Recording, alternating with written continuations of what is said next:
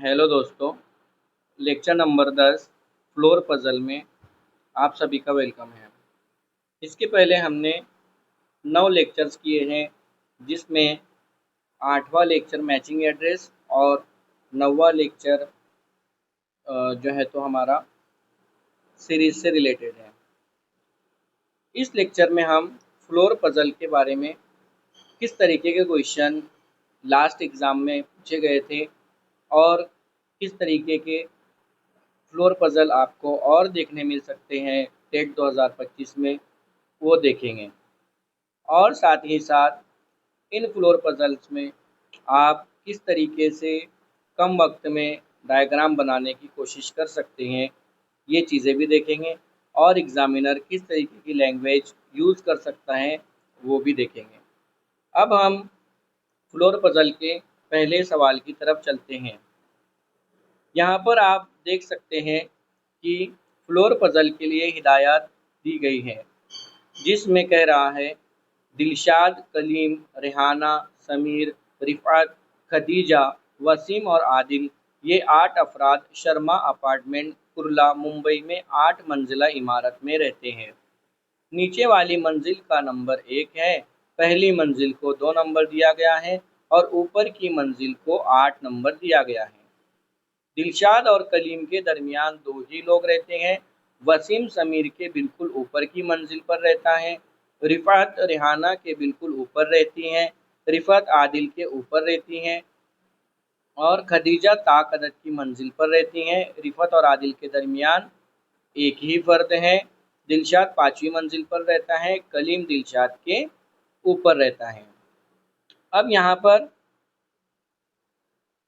यहाँ पर जो है तो इस क्वेश्चन में देखते हैं। ऐसे क्वेश्चंस को आप सॉल्व करने के लिए सबसे पहले ब्लैंक शीट जो आपको दी गई है, उसमें क्या करेंगे, आप इस तरीके से जो है तो आप नंबर डाल लेंगे। 1 2 3 4।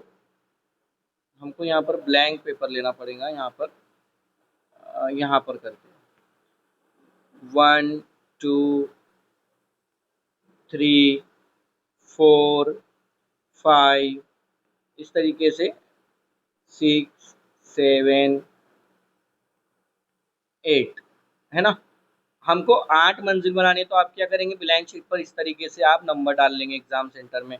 फिर आप क्या करेंगे, आप जो है तो ऐसे खड़ी 2 लाइंस खींच लेंगे, ऐसी 2 लाइंस।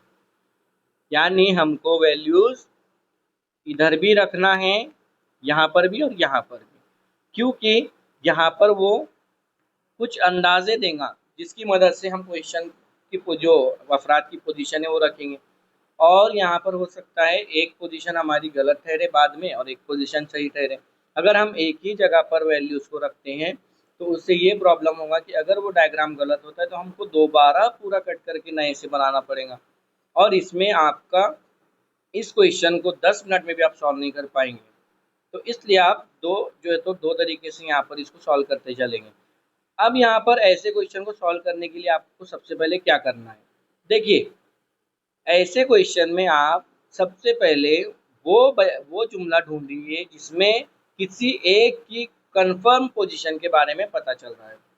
जैसे अगर इस सवाल की बात करें तो यहाँ पर हमें एक ऐसा सेंटेंस दिखाई दे रहा है जिसमें वो कह रहा है दिलशाद 5वीं मंजिल पर रहता है। यानी हमें यहाँ पर कंफर्म एक जो है तो फर्द का लोकेशन मिल गया। इसका दिलशाद कहाँ पर रहता है, 5वीं मंजिल पर। तो हम यहाँ पर दिलशाद को रख सकते हैं, हम यहाँ पर दिलशाद को रख सकते हैं। हम यहाँ पर डी लिख लेंगे दिलशाद के लिए, डी। तो दिलशाद दोनों जगह पर 5 ही जगह पर रहने वाला, दोनों हम जो अंदाज़ा ले रहे हैं। फिर अब यहाँ पर हम देखेंगे कौन से बयान से हमें और करीबी चीज़ें मिल रही है। अब हमें दिलशाद के बारे में पता है, इसलिए हम क्या करेंगे, दिलशाद से रिलेटेड चीज़ें या जुमले देखेंगे। अब देखिए क्या कह रहा है, पहला जुमला है दिलशाद और कलीम के दरमियान 2 लोग रहते हैं। तो दिलशाद और कलीम के दरमियान 2 लोग हैं। कलीम दिलशाद के ऊपर हैं। इस बात पर गौर कीजिए, ये जुमला ये जुमले से रिलेटेड है।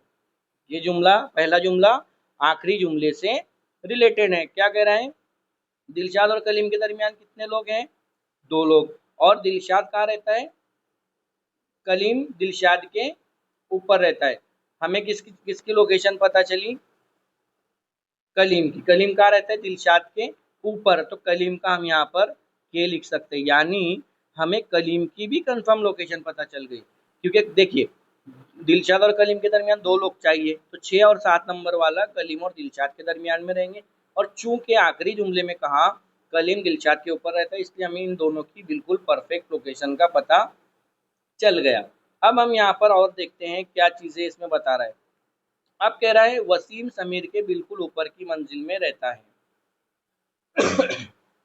रिफत रेहाना के बिल्कुल ऊपर रहती हैं। रिफत आदिल के ऊपर रहती हैं। यहाँ पर 2 सेंटेंस है, रिफत रेहाना के बिल्कुल ऊपर रहती हैं और रिफत आदिल के ऊपर रहती हैं। अब यहाँ पर और देखते हैं, खदीजा ताकदत की मंजिल पर रहती है। देखिए यहाँ पर एक और हमें जो तो जुमला मिला है जिसकी मदद से हम वैल्यू रख सकते हैं। क्या कह रहा है? खदीजा ताकदत की मंजिल पर रहती हैं, यानी खदीजा कहाँ पर हो सकती?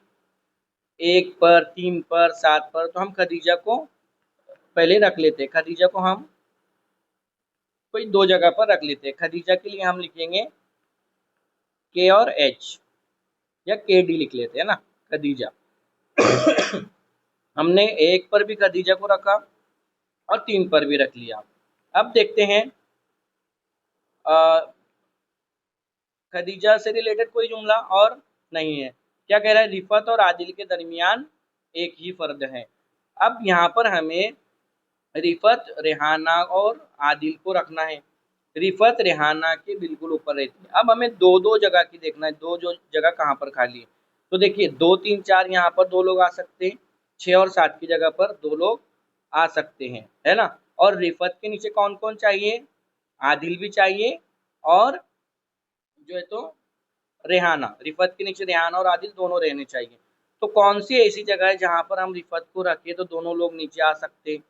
तो देखिए, अगर हम यहाँ पर हम रिफत को रख लेते हैं दिलशाद के नीचे, आर, दिलशाद के नीचे हम रिफत को रखते हैं यहाँ पर। और हमें नीचे कौन कौन चाहिए? हमें नीचे कौन कौन चाहिए? रेहाना और आदिल। तो यहाँ पर बिल्कुल नीचे कौन है? बिल्कुल नीचे है रेहाना, और आदिल भी नीचे कह रहा है। तो आदिल ऊपर कहीं पर नहीं जा सकता, रिफत के कहीं नीचे रहेगा। तो यहाँ पर हम रख लेते हैं आदिल। हम इस जगह के इसमें डायग्राम में भी रिफत को रख कर देखते हैं। अब हम रिफत को अगर मान लो 7 नंबर पर रखते हैं, कुछ लोग को जो डाउट हो रहा है कि यहाँ पर क्यों नहीं रखें। अगर हम रिफत को यहाँ पर रखते हैं, उसके बिल्कुल नीचे कौन है? उसके बिल्कुल नीचे आपको पता है रेहाना है ना, और आदिल उसके नीचे है। तो आदिल को आप मान लीजिए कहीं पर भी एक जगह मान लीजिए आदिल यहाँ पर है। अब हम और सेंटेंस पढ़ते हैं जिससे और क्लोज हमारा जो है तो क्वेश्चन हो जाए। क्या कह रहा है? रिफत और आदिल के दरमियान एक ही फर्द है। देखिए, इसलिए हमने रिफत को यहाँ पर रखा क्योंकि रिफत और आदिल के दरमियान में कितने फर्द? अगर यहाँ पर भी आप आदिल को रख लेते तब भी यहाँ कितने लोगों का फासला हो जा रहा? 2 लोगों का। और अगर यहाँ पर है आदिल तो 4 लोगों का फासला। तो यहाँ पर ही एक ऐसी पोजीशन बन रही है जिसमें रिफत और आदिल के दरमियान कितने लोग हैं? सिर्फ 1 लोग है, और वही जो है तो हमें फॉलो करना है। उसके बाद क्या बोल रहा है? वसीम समीर के बिल्कुल ऊपर की मंजिल में रहता है। अब हमारा पूरा डायग्राम बनकर तैयार है और 2 ही जगह बची हैं, और 2 जगह के लिए हमारे पास क्या स्टेटमेंट है? वसीम समीर के बिल्कुल ऊपर की मंजिल में रहता है। तो वसीम कहाँ आ जाएगा? वसीम कहाँ आ जाएगा? ऊपर। और नीचे कौन आ जाएगा? समीर। कौन आ जाएगा? समीर। तो हमारा डायग्राम इस तरीके से बनकर तैयार हुआ। हमें क्या करना है ऐसे क्वेश्चन में, हम दोबारा बताते हैं। पहले हमें परफेक्ट लोकेशन जिसका बताया गया है वो सेंटेंस देखना है। उसके बाद उससे रिलेटेड सेंटेंस देखना है कहाँ कहाँ पर है। उसके बाद अब हमें 2 से 3 लोगों की पोजीशन पता चल जाती है। अब हमें बाकी में अंदाज लगाना है कि अगर हम दोनों दो स्टेटमेंट इसलिए लेकर चल रहे थे कि वहाँ पर अंदाज लगाना है, अगर हम इनको यहाँ रखते हैं तो क्या अगला स्टेटमेंट वहाँ पर परफेक्ट बैठ रहा है। इस तरीके से अगर आप करेंगे तो 2.5 से 3 मिनट के अंदर अंदर आप ये डायग्राम बना सकते हो। अब इस पर क्वेश्चन देखिए बहुत ईजी रहते हैं। अगर डायग्राम जिसने बना लिया उसके लिए 5 मार्क फिक्स है। क्या पूछता है? मंदरजा जेल में से कौन 6वें मंजिल पर रहता है? अब हमें 6वें नंबर पर पता चल गया कौन रहता है। कौन रहता है? समीर। 6वें मंजिल मतलब कितने टाइम में हुआ क्वेश्चन? मैक्सिमम 5 सेकंड में, 4 से 5 सेकंड में क्वेश्चन सॉल्व हो गया। डायग्राम बनाना इंपॉर्टेंट है। दूसरा क्वेश्चन में क्या कह रहा है? खदीजा जिस मंजिल पर रहती है उसके बिल्कुल ऊपर की मंजिल में कौन रहता है? तो देखिए खदीजा कहाँ है? ये लास्ट, खदीजा पहली मंजिल पर। बिल्कुल ऊपर कौन है उसके? आदिल है। तो क्या जवाब हो जाएगा? बिल्कुल ऊपर की मंजिल में आदिल रहता है। उसके बाद दिलशाद और रेहाना जिस मंजिल पर रहते हैं उनके दरमियानी मंजिल पर। दिलशाद और रेहाना कहाँ हैं? तो देखिए ये दिलशाद, ये रेहाना। क्या बोल रहा है? उनके दरमियानी मंजिल पर कौन रहता है? रिफत रहती है, रिफत। उनकी दरमियानी मंजिल पर रिफत रहती है। रिफत हमारा यहाँ पर ये आंसर मौजूद है। उसके बाद अगला क्वेश्चन, नीचे दिए हुए में 4 मुतबादिल एक खास ग्रुप बनाते हैं जो उस ग्रुप का हिस्सा नहीं। नीचे दिए हुए में 4 मुतबादिल एक खास ग्रुप बनाते हैं जो उस ग्रुप का हिस्सा नहीं, उस मुतबादिल का इंतखाब कीजिए। इस तरीके से क्वेश्चन है। अब देखिए क्या क्या है? आदिल, आदिल यहाँ पर। फिर क्या दिया है? रिफात। फिर क्या दिया? समीर। फिर क्या दिया है? कलीम और खदीजा। कलीम। और क्या दिया? एक खदीजा। खदीजा। कौन सा अलग है? तो आप ये देखेंगे कि आदिल की पोजीशन है 2, रिफत की 4, समीर की 6, कलीम की 8 और खदीजा की कितनी है? 1। यानी बाकी सभी आदाद जुफ्त आदाद हैं। और खदीजा जो बैठी है, खदीजा कौन सी मंजिल पर रहती हैं? ताक मंजिल पर। इसलिए खदीजा अलग है ग्रुप से। इस तरीके से अगला क्वेश्चन देखते हैं, आसान है। मंदरजा जेल में कौन सी मंजिल पर विनोद रहता है? अच्छा यहाँ पर एक करेक्शन होना चाहिए। विनोद यानी वसीम, वसीम होना चाहिए, वसीम।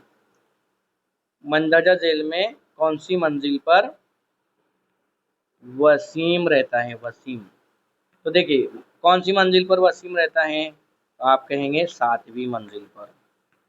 7वीं मंजिल पर वसीम रहता है।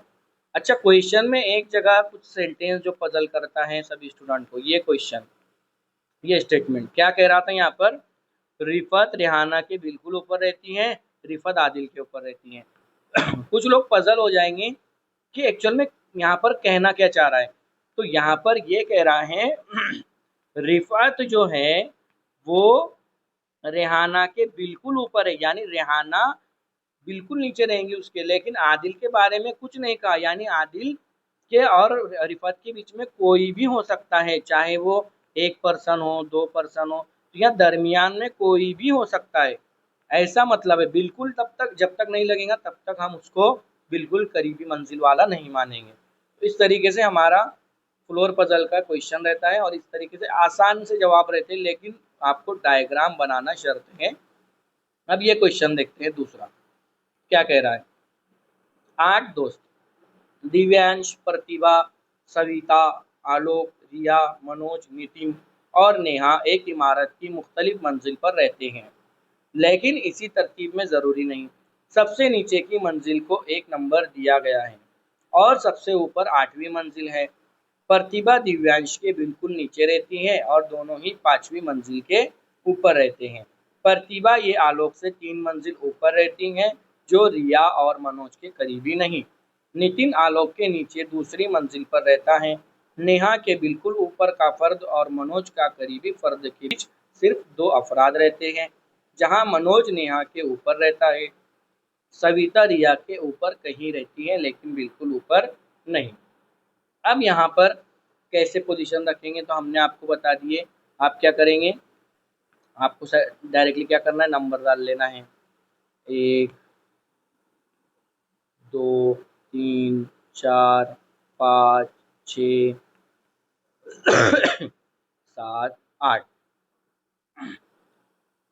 आवाज़ बैठा है इसलिए थोड़ा प्रॉब्लम हो रहा है। 8 8 नंबर आपको डाल लेना है। अब यहाँ पर क्या करेंगे आप 8 लोग में, हमने पहले आपको बताया क्वेश्चन में कि पहले जिसका परफेक्ट लोकेशन हमको पता है उसको रख दीजिए। अब आपने जब इस क्वेश्चन को पढ़े तो आप कहेंगे यहाँ पर तो परफेक्ट लोकेशन किसी का पता नहीं चल रहा। जी हाँ, यहाँ पर परफेक्ट लोकेशन पता चल रहा है। यहाँ पर आपको दो ही जगह अजम्पशन करना है। देखिए यहाँ पर 2 लाइन खींच लिए, नीचे तक कर लेते हैं। हाँ, क्या कह रहा है पहला जो सेंटेंस पढ़िए। प्रतिभा दिव्यांश के बिल्कुल नीचे रहती हैं और दोनों ही 5वीं मंजिल के ऊपर रहते हैं। यानी इस बात का ये मतलब है कि प्रतिभा और दिव्यांश 6ठी 7वीं 8वीं तीनों में से कहीं पर रहेंगे, क्योंकि 5 के ऊपर रहते हैं। तो हम यहाँ पर दोनों लोकेशन में इनको रख लेते हैं। प्रतिभा यानी पी, प्रतिभा यानी पी और दिव्यांश को हम डी मान लेते हैं। तो एक जगह पर वो 6 नंबर पर प्रतिभा रहेंगी, एक जगह पर 7 नंबर पर रहेंगी और उसके ऊपर कौन रहेगा? दिव्यांश। अब हमें 2 लोकेशन पता चल गई, इनकी मदद से हम अगला क्वेश्चन जो सेंटेंस पढ़ेंगे। ये सेंटेंस हमारा हो गया है ना। अब क्या बोल रहा है? प्रतिभा ये आलोक से 3 मंजिल ऊपर रहती है। इतनी आसानी। क्या बोल रहा है? प्रतिभा आलोक से 3 मंजिल ऊपर रहती है, यानी 3 मंजिल नीचे कौन रहेगा? आलोक। आलोक को AL लिख लीजिए। यहाँ पर भी कहा जाएगा, सॉरी यहाँ पर 1 मंजिल ऊपर हो जाएगा, 4थी मंजिल पर। फिर क्या कह रहा है? फिर क्या कह रहा है? जो रिया और मनोज के करीबी नहीं। कौन? जी, अगर इस तरीके से जो इस्तेमाल हुआ है तो वो दूसरे फर्द के लिए इस्तेमाल होगा, यानी पहले फर्द के लिए नहीं, दूसरे। तो यानी जो किसके बारे में बात कर रहा है? आलोक के बारे में। आलोक के बारे में क्या बोला है? रिया और मनोज के करीबी नहीं। यानी आलोक के आजू बाजू में कौन नहीं आएगा? रिया और मनोज। यहाँ पर आप लिख लीजिए रिया और मनोज। ये आपको बाद में बहुत हेल्प करने वाला है, इस तरीके से लिख लेना, रिया और मनोज आलोक के बाजू में नहीं चाहिए हमें ना। अब क्या बोल रहा है आगे? नितिन आलोक के नीचे दूसरी मंजिल पर रहता है। ये भी इजी है। नितिन कहाँ रहता है? आलोक के नीचे दूसरी मंजिल, यानी नितिन का लोकेशन क्या हो गया? नितिन का लोकेशन क्या हो गया? यहाँ पर एक जगह आ जाएगा नितिन और यहाँ पर एक जगह आ जाएगा नितिन दूसरे मंजिले पे, है ना। देखिए दोनों के दरमियान एक है, दूसरी मंजिल पर रहते हैं, यानी 2 का डिफरेंस है। इसको भी हम इंग्लिश में ही लिख लेते हैं, नितिन नी सॉरी हाँ नितिन, हाँ नितिन यहाँ पर आ जाएगा नितिन और यहाँ पर एक पहले मंजिल पर नितिन। अब नितिन को हमने दूसरी मंजिल पर, आलोक के नीचे दूसरी मंजिल पर कौन है? कहाँ गया सेंटेंस? ये नितिन आलोक के नीचे दूसरी मंजिल पर रहता है, ये सेंटेंस है ना। अब क्या कह रहा है आगे? नेहा के बिल्कुल ऊपर का फर्द और मनोज का करीबी फर्द के बीच 2 अफराद रहते हैं। यानी नेहा के ऊपर का फर्द और मनोज का करीबी फर्द के बीच 2 अफराद रहते हैं। इससे हमें कोई क्लू नहीं मिला। हम अगला सेंटेंस देखें। जहाँ मनोज नेहा के ऊपर रहता है। मनोज कहाँ रहता है? नेहा के ऊपर। तो हमें ऐसी जगह ढूंढना है जहाँ पर 2 लोगों का गैप है। तो देखिए 4 नंबर, अगर इस वाले में देखिए पहले वाले डायग्राम में, तो यहाँ पर यहाँ 3 नंबर तक कोई 2 लोग नहीं बैठ सकते। यहाँ अगर देखें तो 4 नंबर तक कोई 2 लोग नहीं बैठ सकते। तो हम कहाँ पर, जहाँ पर 2 लोग बैठ सकते हैं वहाँ पर हम इन दोनों को रख सकते हैं। कहाँ? जहाँ मनोज नेहा के ऊपर रहता है। मनोज कहाँ रहता है? नेहा के ऊपर, लेकिन बिल्कुल ऊपर नहीं कहा, इसलिए हम इस स्टेटमेंट को भी बाद में देखते। क्या कह रहा है आखिरी? सविता रिया के ऊपर कहीं रहती है लेकिन बिल्कुल ऊपर नहीं। अब यहाँ पर एक सेंटेंस हमें मिला था पहला ही, जिसमें क्या कह रहा है? प्रतिभा या आलोक से 3 मंजिल ऊपर रहती है, जो रिया और मनोज के करीबी नहीं। प्रतिभा किसके करीबी नहीं? रिया और मनोज के। तो रिया और मनोज 5 नंबर पे आ सकते नहीं इधर के डायग्राम में। यहाँ पर 5 नंबर पे नहीं आएंगे, यहाँ पर और जो है तो 4 नंबर पर नहीं आएंगे, इस तरीके से, है ना। तो यहाँ पर 5 पर नहीं आएंगे, यहाँ पर 6 पर नहीं आएंगे। कौन? रिया और मनोज। तो हम किसको रखेंगे? हम किसको रख सकते हैं? प्रतिभा के नीचे, प्रतिभा या आलोक से 3 मंजिल ऊपर रहती है, जो रिया और मनोज के करीबी नहीं। आलोक का करीबी कौन नहीं हो सकता? रिया और मनोज। आलोक का करीबी रिया और मनोज नहीं हो सकता, यानी प्रतिभा तो हो सकती, प्रतिभा हो सकती है। तो हम यहाँ पर कोई एक चीज को हमको यहाँ पर जो है तो फर्ज करना पड़ेगा, और हम आलोक को रख देते हैं। आलोक को हम कहाँ रखते हैं? प्रतिभा के, सॉरी, मनोज को कहाँ रखते हैं? प्रतिभा के बिल्कुल नीचे। अब हम यहाँ पर डायग्राम जो चेक करेंगे कि क्या ये सही बैठ रहा है। अब क्या कह रहा है? प्रतिभा या आलोक से 3 मंजिल ऊपर रहती हैं, जो रिया और मनोज का करीबी नहीं। कौन रिया और मनोज का करीबी नहीं है? आलोक। यानी आलोक अब 4 नंबर पर आ सकता है। आलोक यहाँ पर 4 नंबर पर आ सकता है? नहीं, यहाँ पर आ सकता है, दूसरे डायग्राम में, दूसरे डायग्राम में आ सकता है। देखिए 2 नंबर पे हमारा हो गया नितिन, 4 नंबर पे आ गया आलोक, है ना। और 6 नंबर पे कौन है? मनोज। ये वाली डायग्राम की बात करें, इस तरफ वाली, है ना। उसके बाद ऊपर कौन है? प्रतिभा और दिव्यांश। अब हमारे इस तरीके से ये सब लोग सेट हो गए। अभी किस कौन कौन बाकी है हमारा रखने का यहाँ पर? रिया, नेहा और सविता। रिया, नेहा और सविता। तो रिया कहाँ रहती है? सविता रिया के ऊपर रहती है, तो रिया नीचे रहेंगी। और हमें कि कौन चाहिए? नेहा। नेहा चाहिए। नेहा का, नेहा के बारे में कहा है? नेहा के बिल्कुल ऊपर का फर्द, नेहा के बिल्कुल ऊपर का फर्द और मनोज का करीब फर्द। तो मनोज, देखो यहाँ पर मनोज आ गया, और मनोज के करीब में कौन नहीं आएगा? मनोज के करीब में, एक मिनट, हाँ, रिया, आलोक, रिया और मनोज के करीबी नहीं है। तो यहाँ पर मनोज के बीच में कोई भी रहेगा दरमियान में, मनोज और आलोक के। अब हम क्या करते हैं? रिया को कहीं एक जगह पर हम फर्ज करते हैं। समझो हम इस तरफ रिया को यहाँ रखते हैं, रिया, और यहाँ पर भी रखते हैं रिया। अब क्या कह रहा है? सविता रिया के ऊपर कहीं रहती है, लेकिन बिल्कुल ऊपर नहीं। तो सविता को हमारे पास कौन कौन सी जगह बच गई? 5 नंबर और 4 नंबर। 5 नंबर और 4 नंबर, क्योंकि यहाँ तो बिल्कुल ऊपर आ ही नहीं सकती, तो यहाँ पर हम सविता को यहाँ रख देंगे। और 5 में इधर कहाँ पर बैठ सकती है सविता? यहाँ पर। क्योंकि क्या कह रहा है वो? क्या कह रहा है नेहा के बारे में? नेहा के बिल्कुल ऊपर का फर्द और मनोज का करीबी फर्द। मनोज कहाँ है? ये। नेहा को अगर हम यहाँ रखते हैं, फॉर एग्जाम्पल, नेहा को हम यहाँ रख देते हैं, नेहा, है ना। और इधर कहाँ पर जगह बची है? ऊपर सबसे। अब देखिए, हमने सब दोनों डायग्राम रेडी किया। अब क्या कह रहा है? नेहा के बिल्कुल करीब का फर्द, ऊपर का फर्द कौन? आलोक। और मनोज के करीबी फर्द कौन है? प्रतिभा। के दरमियान कितने? 2 अफराद। प्रतिभा और आलोक के दरमियान 2 अफराद है, यानी ये डायग्राम सही हो गया। इधर चेक कर लीजिए, क्या कह रहा है? नेहा के करीब का फर्द कौन है? दिव्यांश। और क्या कह रहा है? मनोज का करीबी फर्द कौन है? जो है तो सविता। तो दोनों के दरमियान कितना गैप हो गया? 3 का गैप हो गया। तो ये हमारा वैसे भी रॉन्ग हो गया। हमें यहाँ पर इस स्टेटमेंट को भी फॉलो करना था। अब इस तरीके से ये तो डायग्राम तैयार हुई।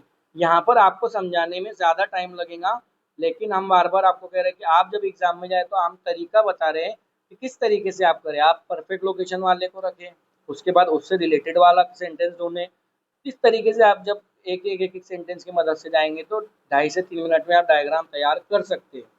आप अगर ये सोचें कि हाँ पहले जुमले को पहले रख लेते हैं, दूसरे को दूसरा रख लेते हैं, नहीं नहीं, आपको परफेक्ट लोकेशन वाले जो तो फर्द तलाश करना है और उनको रखते जाना है, तब आपका क्वेश्चन जल्दी सॉल्व होगा। अब यहाँ पर हमारा डायग्राम रेडी हो गया। क्या कह रहा है? प्रतिभा और नितिन के बीच कौन रहता है? प्रतिभा और नितिन के बीच, कहाँ है नितिन? प्रतिभा और नितिन के बीच कौन रहता है? कौन रहता है? मनोज, सविता, आलोक, नेहा। अब पूछ रहा है यहाँ पर रिया, नेहा, आलोक, इन 3 लोगों में से पूछ रहा है। तो रिया है इन दोनों के दरमियान? नहीं। नेहा है? जी हाँ। और आलोक है? जी हाँ। तो कौन कौन रहता है? नंबर 2 और 3, ये है 2 और 3। अगला क्वेश्चन, मनोज के करीबी मंजिल पर कौन रहता है? ठीक है, मनोज कहाँ है? ये है मनोज। क्या पूछ रहा है? मनोज के करीबी मंजिल पर प्रतिभा है उसके बाजू में? जी हाँ। सविता है? जी हाँ। नेहा है? जी नहीं, नेहा तो काफी दूर है। करीब में कौन कौन रहता है? प्रतिभा और सविता, यानी पहला और दूसरा आना चाहिए। क्या आना चाहिए? पहला और दूसरा।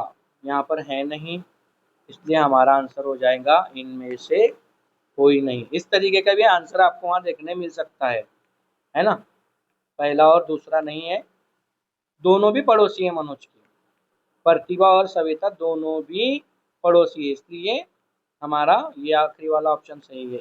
अगला सवाल नंबर 3, मंदरजा जेल में कौन सा बयान सही है? अब सही बयान देखना है। सविता चौथी मंजिल पर रहती है। कहाँ है सविता? ये तो 5वीं मंजिल पर है, पहला गलत। नेहा आलोक के बिल्कुल ऊपर रहती है। नेहा आलोक के ऊपर रहती है? जी नहीं, नेहा आलोक के नीचे रहती है। ये देखिए।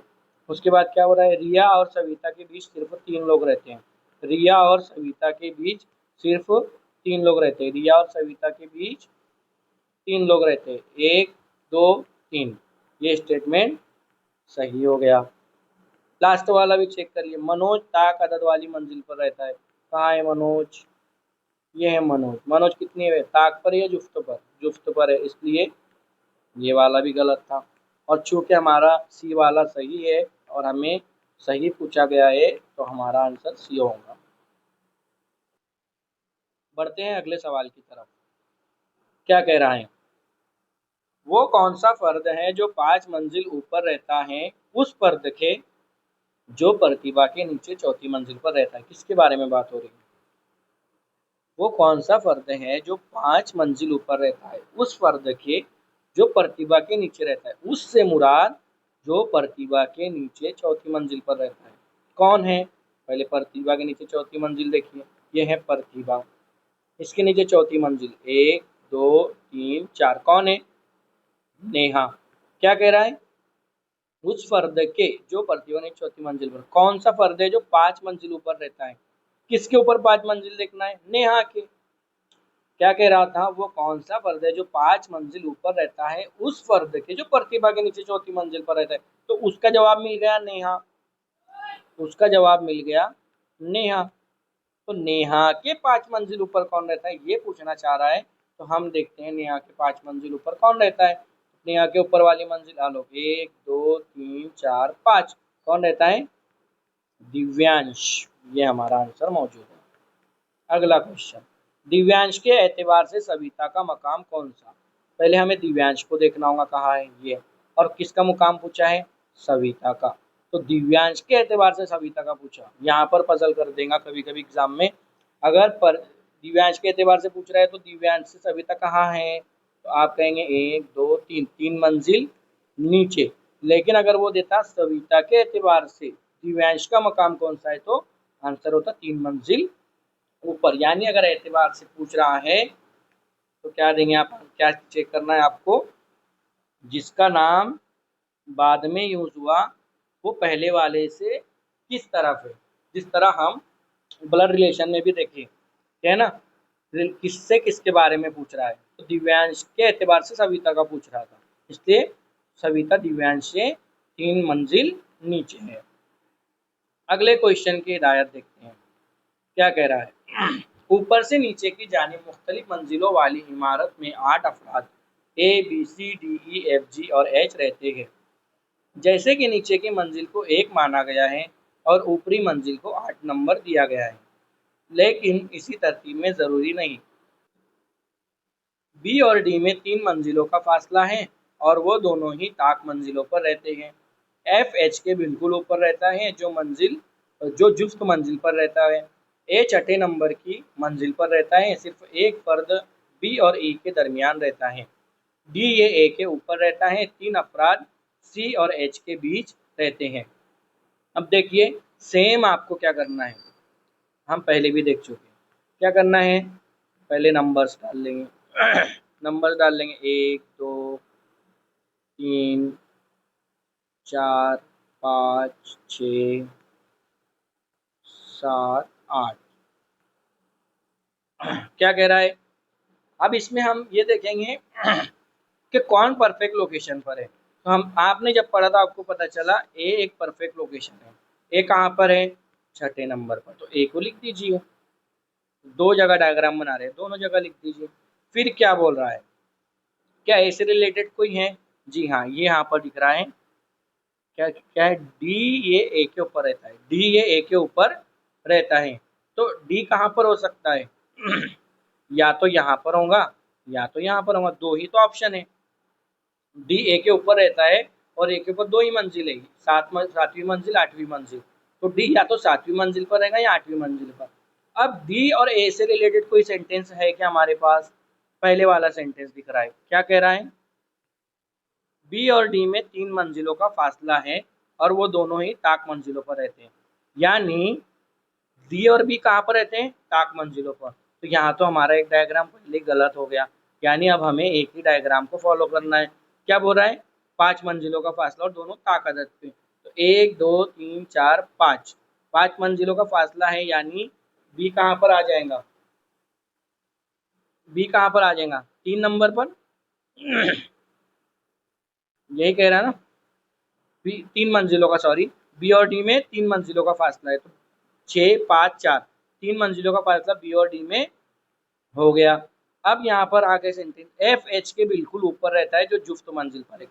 एफ एच के बिल्कुल ऊपर रहता है जो जुफ्त मंजिल पर है। जो आया मतलब किसके बारे में? एच के बारे में, बाद वाले के बारे में जो बात करता है। तो जुफ्त मंजिल पर कौन है? एच। अब हमारे पास जुफ्त मंजिल कौन कौन सी खाली है? तो आप देखेंगे 4, चौथी मंजिल, दूसरी, चौथी और 8वीं मंजिल। तो हम एच को कोई एक मंजिल पर हमें लेकर चलना पड़ेगा। अगर आपको यहाँ पर दिक्कत हो रही है तो आप क्या कीजिए, एक लाइन ले लीजिए और ये सेम लिख लीजिए इधर। जैसे मैं लिख लेता हूँ डी ए बी। और क्या बोल रहा है वो? एच जुफ्त मंजिल पर है। तो हम एक जगह एच को ले लेते हैं 4 नंबर पर। इसको हम सेम कलर में लेते हैं। यहाँ पर एच को ले लेते हैं हम एक जगह पर 4 नंबर पर, और एक जगह पर ले लेते हैं हम उसको 8 नंबर पर।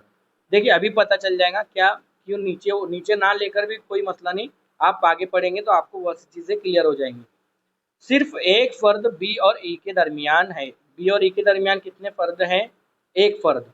यानी 5 या 1 नंबर पर कौन आएगा? ई। 5 या 1 नंबर पर कौन आएगा? ई। या तो यहाँ पर या तो यहाँ पर कौन आएगा? ई। ये कंफर्म है। बी और ई के दरमियान एक ही फर्द है। 3 अफराद सी और एच के दरमियान रहते हैं। अब सी और एच के दरमियान 3 अफराद रहते हैं। तो हम सी को अगर हमारे पास जगह बची है, दोनों स्टेटमेंट अगर देखें तो यहाँ पर हम सी को अगर रखें तो सी एच के दरमियान 3 अफराद हो रहे हैं। और अगर उसी तरीके से हम यहाँ पर सी को रखें, सॉरी यहाँ पर नहीं, यहाँ पर सी को रखें तो यहाँ पर भी एच और सी के दरमियान 3 अफराद हो रहे हैं। अब कौन रह गया है? कौन रह गया हमारे पास? हमारे पास रह गया है ई और जी। ई और जी के बारे में क्या कह रहा है?